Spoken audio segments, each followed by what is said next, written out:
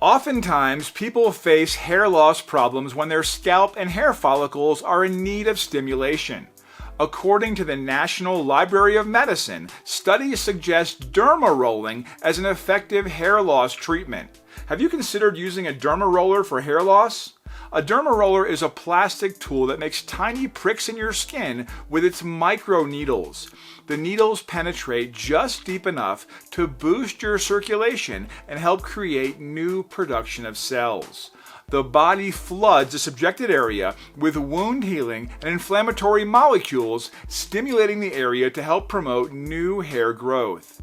It's suggested to use a 1.5 millimeter needle.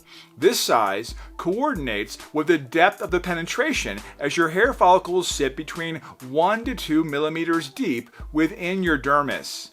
Overall, laser caps outperform other over-the-counter treatments by 2 to 3 times in most cases, but it's also important to consider other supplemental treatments available to pair with your laser cap. This can help provide maximized overall results.